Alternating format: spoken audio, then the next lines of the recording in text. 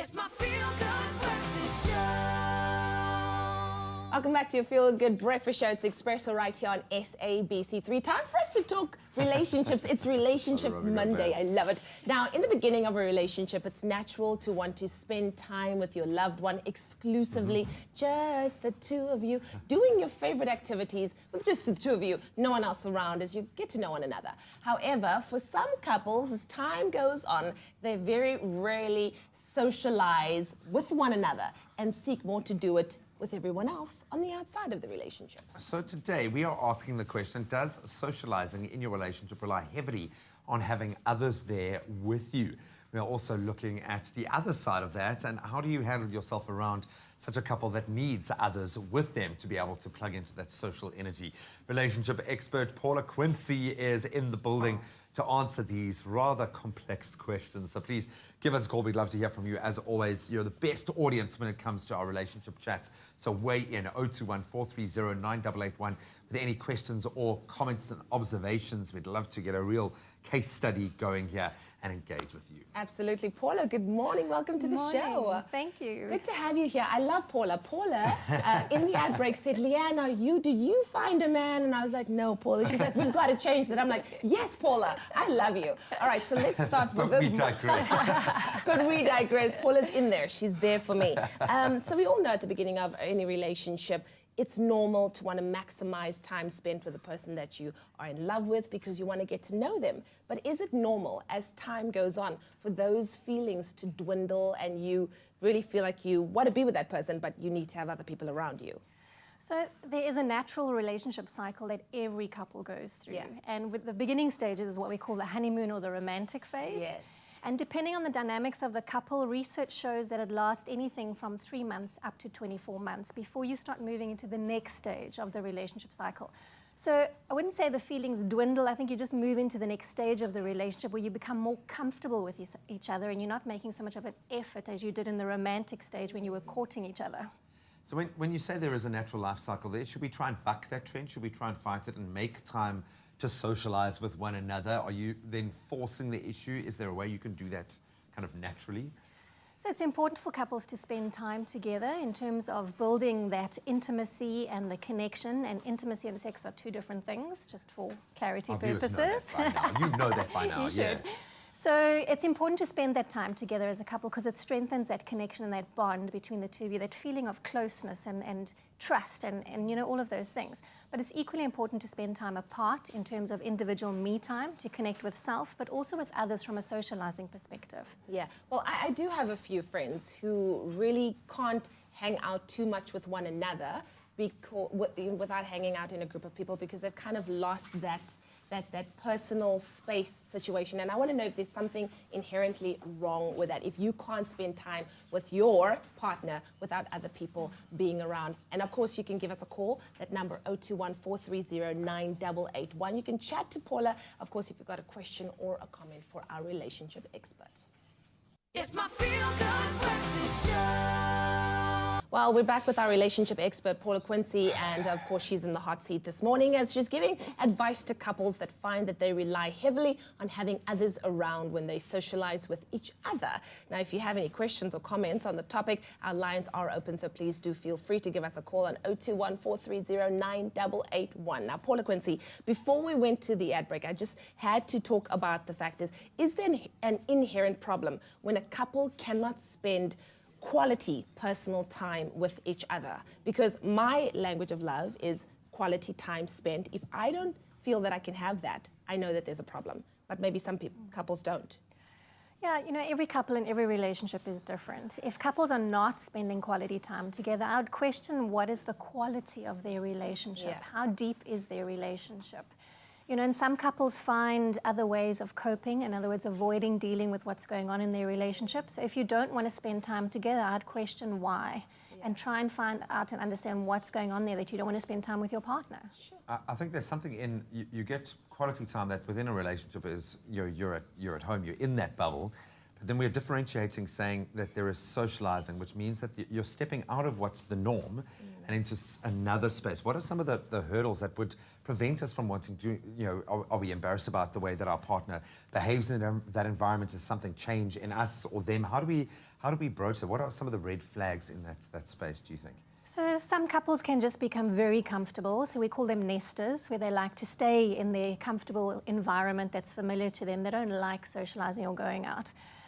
This could be really because we get into a routine becomes a rut, and we can potentially become complacent. So we don't want to make the effort. Whereas on the other hand, it could be for things such as, your partner embarrasses you, or the way little quirks, little traits, little things like that. Never shuts up. Never shuts up. And in other instances, it could simply be that one of you is an introvert and one of you is an extrovert, and you just have different social interactions and needs to be with other people. That doesn't mean that you can't make it work and that you can't find a way of fulfilling each other's needs when it comes to socializing. Something that I find is also quite, it happens a lot, is that there is a particular issue that prevents you from spending quality time with a person that you love. It could maybe be your work, which is a huge one, spending very long hours at work. A new baby. A new baby. What do you do to kind of make sure that that does not become an issue that makes you drift further and further away from your partner? At the end of the day, if you don't make time for your relationship, then over time you're not going to have a relationship. So you need to make your relationship a priority. Now, every couple's schedule and that is different, so you need to find what works for you. And if that means spending quality time together once a month, and that's all you can fit in because you've got kids and responsibilities and stuff, then that's okay. You need to find what works for you. But if you don't make time for your relationship, you're not going to have a relationship over time. I suppose just being aware of that might be the start there. We're going to flip the script a little bit here, and we're going to talk to now the social group that has that couple, those friends that can only socialise in that space, and look at it from a different viewpoint. But we'd love to hear from you. 021 430 9881. Give us a call if you'd like to weigh in on the discussion. It's my feel-good breakfast show. Welcome back. You're live with Expresso. A relationship expert, Paula Quinsee, is in the hot seat this morning. She is giving us advice, and specifically to couples that find that they have to rely heavily on having others around when they socialize with each other. If you have any questions or comments on this topic, please, the lines are open. Give us a call, 021 430 9881. I think this is one of those discussions that has people kind of suddenly stopping and assessing their own relationship, thinking like, are we that? Am I that kind of, but looking at it from a different perspective, if we're part of a very close social group and we can see this trend within other couples that the only time they socialize is in that space, how do we broach it with them? Is it even our business? I think it depends on the type of relationship that you have with that couple. Nobody wants to interfere in anyone else's relationship and cause problems.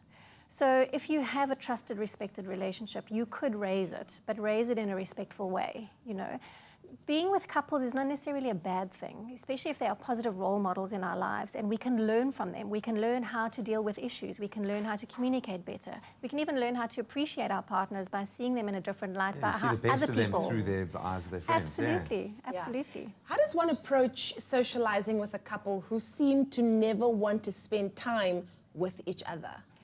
Yeah, it's one of those honest conversations where you've Yeah. got to sit down with each other and be completely honest. But you can only do that if the relationship space feels course, safe, yeah. and that you are safe enough to voice what you're really thinking and feeling and wanting and needing. Yeah. And if you can't seem to do it together, just the two of you, then perhaps find a professional or an independent third person that can help you unpack that. Yeah, I think often it's, especially if you're going to be talking to another couple specifically, you talk about your own experience and how you feel and what you've achieved in your relationship, and how maybe that's a good jumping off point there. This has can of worms written all over it, because I think when a relationship has achieved balance, that's obviously quite a complex thing. But once you start broaching this, can it tumble domino effect into deeper things? Can you start to see bigger cracks within a relationship? How should you approach this?